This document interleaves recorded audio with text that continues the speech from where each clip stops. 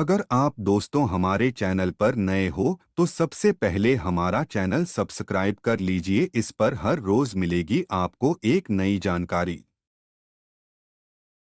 मेघनाद, जिसे राजपुत्र मेघनाद या इंद्रजीत के नाम से भी जाना जाता है, लंका के राजा रावण का पुत्र था। अपने पिता की तरह यह भी स्वर्ग विजयी था। इंद्र को परास्त करने के कारण ही ब्रह्मा जी ने इसका नाम इंद्रजीत रखा था। इसका नाम रामायण में इसलिए लिया जाता है क्योंकि इसने राम रावण युद्ध में महत्वपूर्ण भूमिका निभाई थी। मेघनाद को वरदान था कि उसे केवल गुडाकेश अर्थात नींद को पराजित करने वाला व्यक्ति ही मार सकता है। यह मत भूलिए कि लक्ष्मण भी हर्ष शेषनाग के अवतार थे और सांप या नागा अपने सन्यासी जैसे गुणों के लिए जाने जाते हैं और उन्हें कम नींद की जरूरत होती है। मेघनाद की दिव्य शक्तियां। उसने राम की सेना से मायावी युद्ध किया था।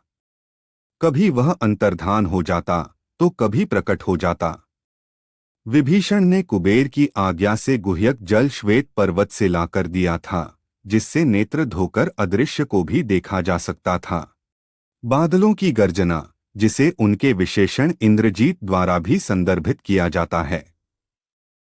हिंदू ग्रंथों के अनुसार इंद्र का विजेता रावण का पुत्र और लंका का राजकुमार था, जिसने इंद्रलोक स्वर्ग पर विजय प्राप्त की थी।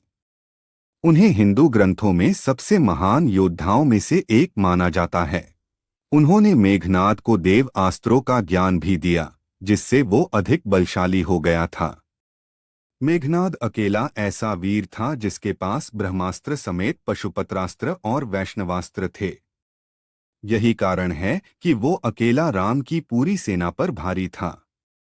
दानव और देवों के बीच हुए एक युद्ध में रावण के पुत्र मेघनाद ने अकेले ही इंद्र को पराजित कर इसी के साथ ब्रह्मा जी ने इंद्र को यह भी बताया कि सिर्फ धरती पर एक ऐसा होगा जो मेघनाद का अंत कर पाएगा, जो 12 सालों से सोया ना हो। इस वरदान के चलते लक्ष्मण ही ऐसा व्यक्ति था जो मेघनाद को मौत के घाट उतार सकता था, क्योंकि वो वनवास के दौरान 14 वर्षों तक सोया नहीं था।